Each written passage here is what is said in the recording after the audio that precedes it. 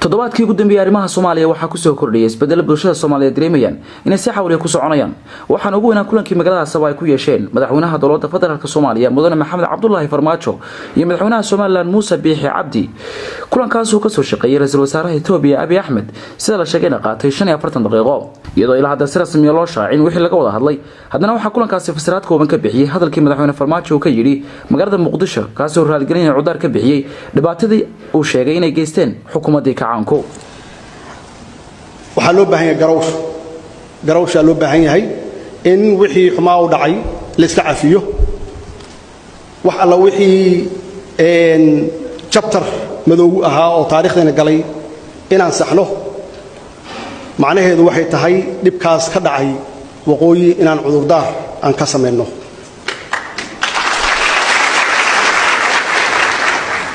inaan cudurdaar ka sameeyno inaan raaligelin ka sameeyno dadkaas waalaheena intii dhimatay iyo intii dhaawacantay aan raahno taariikh xun bay ahayd wixii dhacay waxaan arintaasi xoojiyay warar aan wali saldhigan oo sheegaya in madaxweyne Farmaajo iyo Abiy Ahmed ay toddobaadka soo socda safar ku tagayaan magaalada Hargeysa ee caasimadda Soomaaliland wana talaabo taariikhi ah oo hore loo saadaalin karin waxa ka dambeyn doona kulankaasi haddii uu dhaco haddaba 35 sano kadib madaxweynaha Soomaaliya inuu yimaado magaalada Hargeysa ee caasimadda Soomaaliland bulshada ku dhaqan magaalada la saacada xarunta gobolka Soo sidee u arkaan artidooda ku aadan ay budaan media mikrofoonka la qaaday waxaan u hadlay sida bismillaah rahmaanir rahiim waxaan joognaa magaalada Laascaanood waxaan Maxamed Wadani baa leeyahay Maxamed Axmed Maxamed Algaas waxaan ka hadlanaa maanta madaxweynaha qaranka Soomaaliya Maxamed Cabdullaahi Farmaajo oo imanaya magaalada Hargeysa caasimadda labaad ee dalka waan ku faraxsanahay ninka la dhaho Bombadaashi imaanshaha madaxweynaha qaranka Soomaaliyeed waan soo dhaweynaynaa waxaan leenahay waa cusub oo bari ummadda Soomaaliyeed waa guul ba halka ka muuqata shacabka Soomaaliyeed وأول بلان كلامار من الكل شوقي هدو يسمونه يعني ما راح يسكنسه ورفرح سنة ونسود ويننا. قرب كي قبل حوا حتى جن أبوان شاع كذي علمي أو كم إذا أبوان هذا الصوماليات أركتهان وحنوكوي الدين دونا إيمان شاها ومدحونها الصومالية مدن محمد عبد الله فرماتشو وإيمانه يو سيدا لشاعية تطبق هذا صوص على مجرد هرجيسي عاصمة الصوماليland أركتها كأدن أيام أبوان شاع كذي علمي كوريسان دونا. السلام عليكم ورحمة الله وبركاته. marka hore waxaan idin salaamayaa qoladiina saxaafadda oo ilaahay amarkii aragtidooda xun uma baahnina aragtidooda wanaagsan dadweynaha u bandhiga waliba waxaan jeclahay kuwa dadka baahan ama buka u bandhiga fikirkooda iyo caawimadooda ee dadka tusa ee ilaaha dadkaasa waxa u baahan baa waliba sii jeclay qoladiina saxaafadda waxaan kaloo salaamayaa marka hore allah waaxidka baan u mahadnaqaya alxamdulilaahi rabbil caalamiin marka xiga waxaan u mahadnaqayaa oo salaamayaa saddexda nin ee madaxweynayaasha ee Addis Ababa isugu tagay ee Abiy Ahmed koow ka yahay Farmaajo iyo ninka la yiraahdo Muuse Biixi saddexda nin ee isu tagay ee halkaas iyagu wax kasta ku soo heshiiyay ee muxuu ahaa Afrikaanimada iyo geeska Afrika iyo Soomaalinimadaba intaba inay nooleeyaan inay isku afkarteen bay aniga ila tahay ilaahay dawga toosan ha ku taago waxaan kaloo salaamayaa waxa weeye dadweynaha hadalladooda yeedhaha faraha badanaa ka maqlayay Abiy Ahmed ha soo dhawaado laakiin Farmaajo uu noo iman war bal amxaarku ha noo soo dhawaado ninka Soomaaliga ha naga tago aniga waxa yiraan kelmad aan caloosho iga xanuuntay bay noqotay kelmad caloosho iga xanuuntay bay noqotay runta ilaahay marka laga hadlo dadka haddaba wuu imaan karaa waa nin Soomaali ah oo mas'uul ah hay yimaado dadka qaar baa leh qaar way iska aamusan yihiin qaarna waxay leeyihiin maya nooma iman kara ma arki kara ma maqli kara qaarna odhanayaan saddexdaa waji iyagana mid walba siduu yahay u arag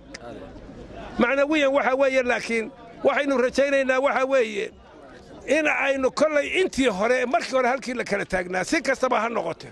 ama midigta u dhac iyo bidixda u dhac kay doonaysaba ha noqoto anigu gacanta kuma hayo ilaahay baa gacanta ku hayo intii hore inay ka wanaagsanaansho bal anigu arkaa biidnillaahi kariim wuuna imaan karaa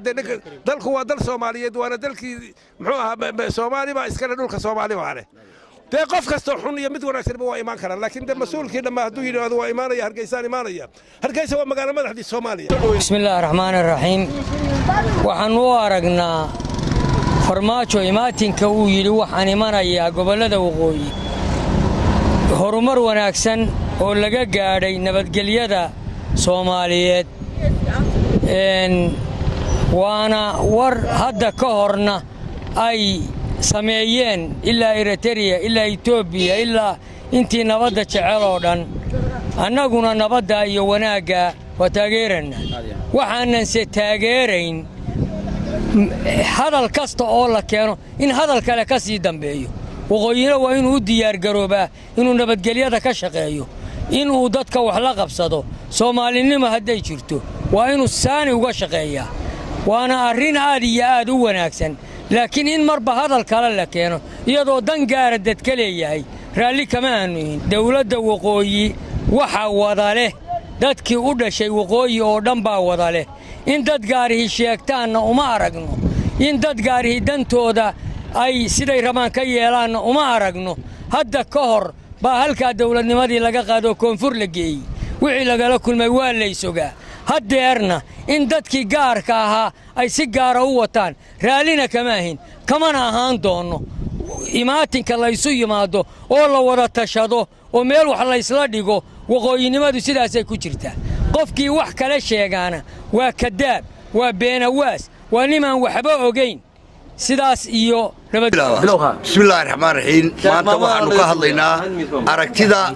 imaatinka la yidhi madaxweyne farmaajo wuxuu imanayaa Hargeysa waxaanu arkaynay intii hadalkaas soo shaabaxay doodo badan oo ka dhacaya oo xamaasadaysan yihiin oo inta badan ay wadaan siyaasiyiinta Soomaaliland marka ugu horeysa dee Soomaaliland madaxweyneedo Muuse Biixi bay leedahay ninka haddii xukunka loo dhiibana ilmo yar in la yiraahdo sidii ilmo yar maxaa tidhi waa ceeb waa in dorta barakoolka la bartaa waxaanu soo dhaweynaynaa imaatinka Hargeysa inuu yimaado Maxamed Cabdilaahi Farmaajo magaalada Hargeysa inuu yimaado waa soo dhaweynaynaa kuwa le waana la laayeyna waxaan u sheegaynaa hadday dawladdii Soomaaliya tahay hadday ururadii hubaysnaa tahay hadday dagaalo sokeeyo tahay Soomaali cid aan wax dilin ama isdilin ma jirto waana laga fiican yahay cabatika badan wuxuu keenaa gunnimo Soomaalina in shisheeye u garnaqa maaha waa inay iyadu wada hadasho taladu iyaday u taala mana kala maaranto arinta iyada in dadka degan gobolada SSC wuxuu u iftiiminayaa shucuuraha qaarkood wax aanay qaadan karin madaxweyne Muuse Biixi waxa lagu soo dhaweeyay 100 jeer laascaanood Hargeysa Farmaajo imanaya waan muraara dilaacayaana wax aqliga gali kara cidina qaadan karta maaha waa in horta la ogaada xaqiiqda dhabta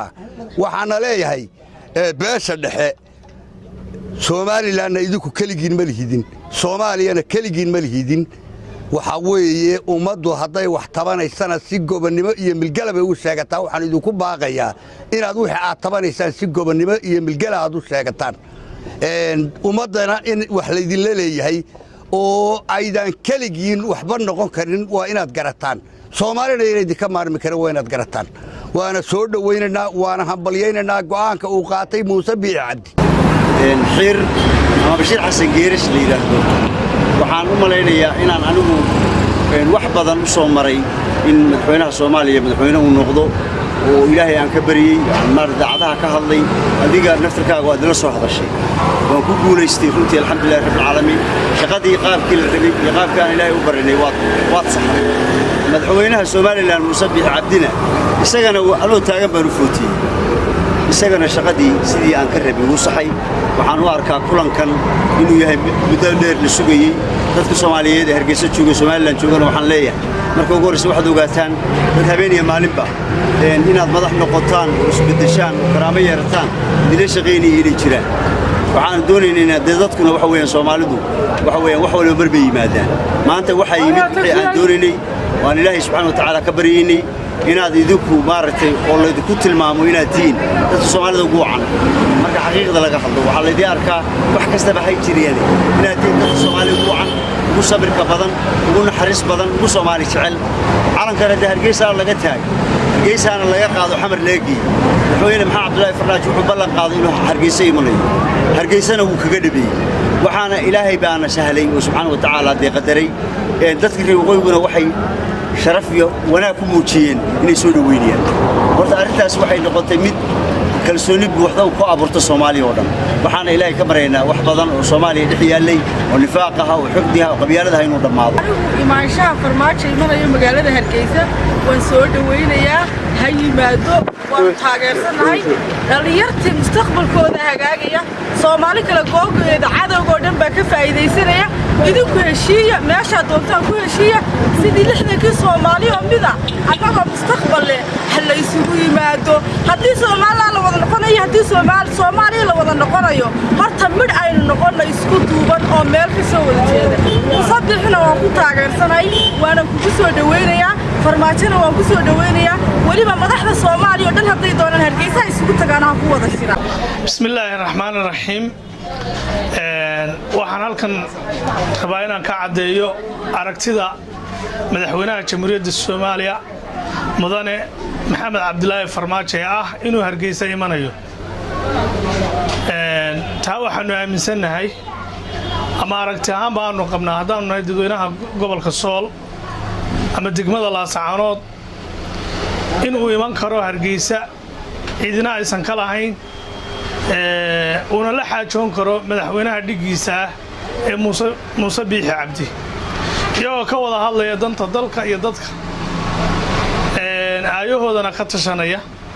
haddii la kala bixi lahaa iyo haddii la wada joogi lahaaba waa arrin u qusaysa xukuumadda maantana dee xukuumad baa Somaliland leedahay madaxweyne leedahay dadka docodocaynaya meelaha ka qaylinaya dee aragtidooda idina waxba ka weydiin mayso waxay xukuumad baa la caleema saartay madaxweynaha la doortay dalka isaga mas'uul ka ah isaga la rabaa inuu wixii danihiisa ah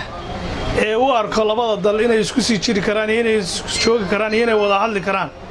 iyaga laga rabaa marka aragtida ah inuu Hargeysa iman karo waa soo dhaweynaynaa madaxweynuhu tan kale Muuse Biixi tan kale uu leeyahay Faysal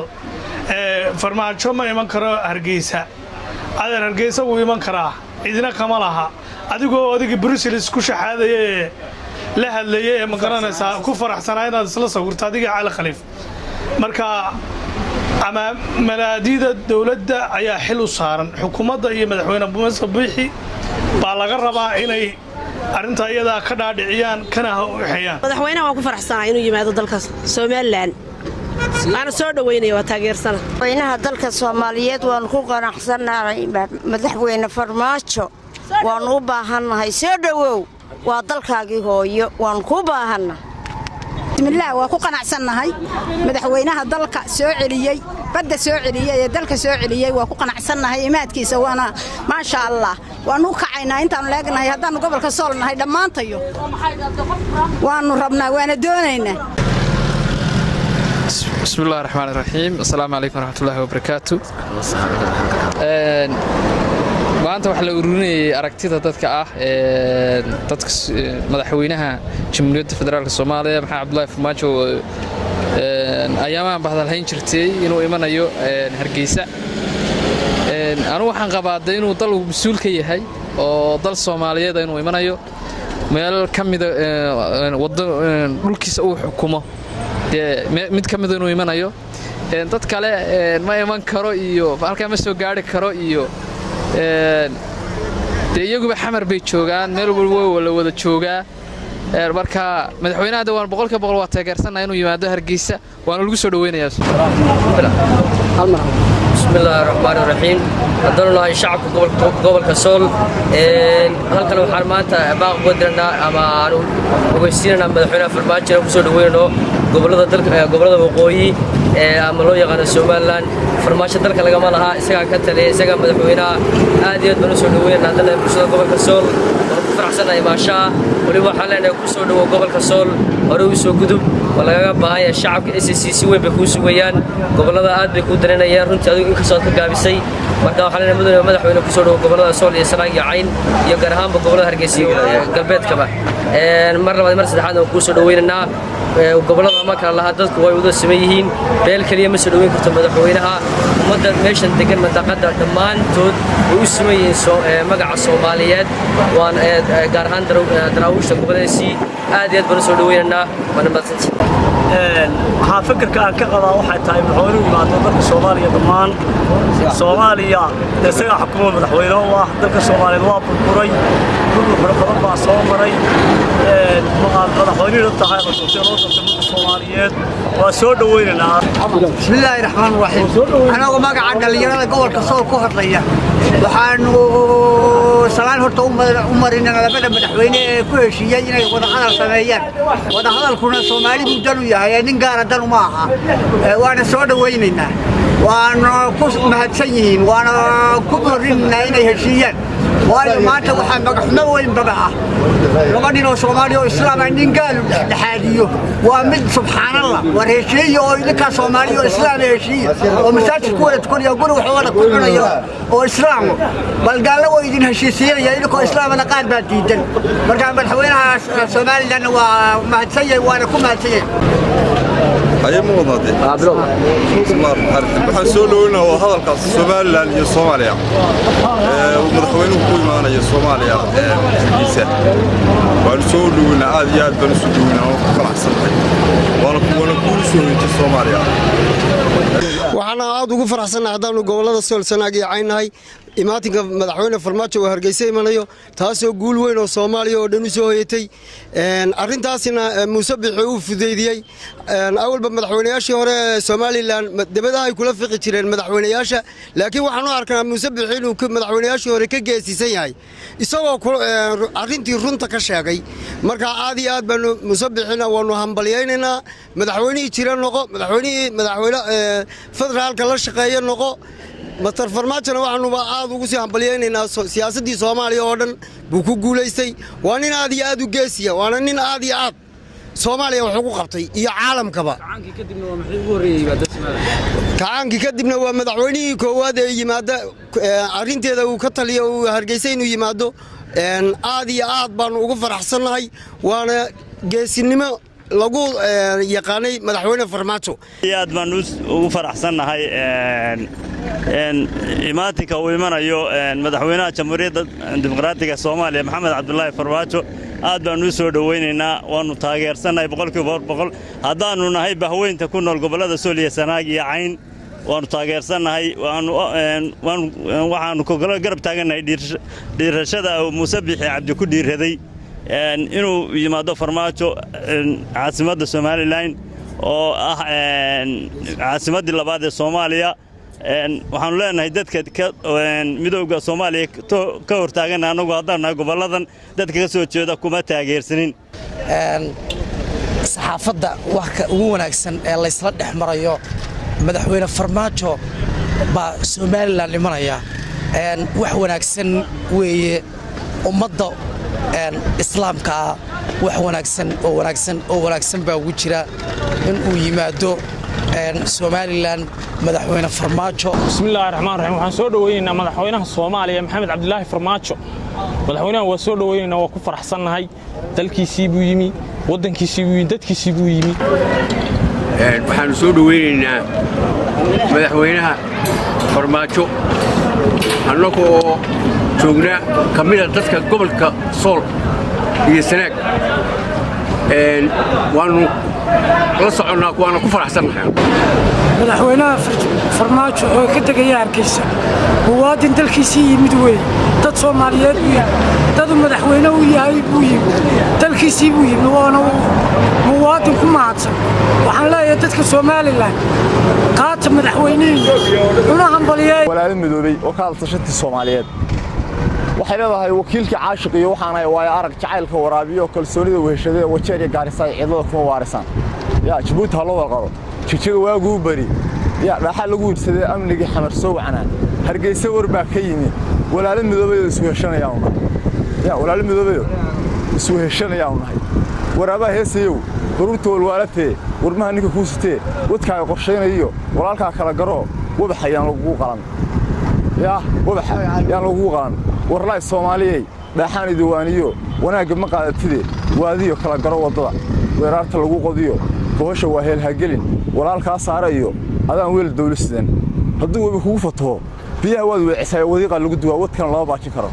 ya sida adoo weer helay haddaad weydii dhashiyo intaad xaraan cuntaan baraarkii wiiqaysaan wiriiriga aarka dilay wadkiisii baa galo wakhtiga lama baajiye wacnaanta uqul bulshada haddii aad waafi tahay ha kala dilin warasadee intaad wadnayaal isjecel walaac kala gelinayseen wanaag baan beeraye waraabaha heesayow baruurtool waalatee warmaha ninka kuu sitee wadkaaga qorshaynayiyo walaalkaa kala garo wadaxayaan lagu qalan waxaan leeyahay nimanka mucaaradkaa ee soomaalida kala hor jooga ee kala fogeynaya war kala garta walaalihiin Soomaaliyeed iyo cidda tiin horta kala garta marka hore maxamed axmed jaamac maxamed idaansho idaan media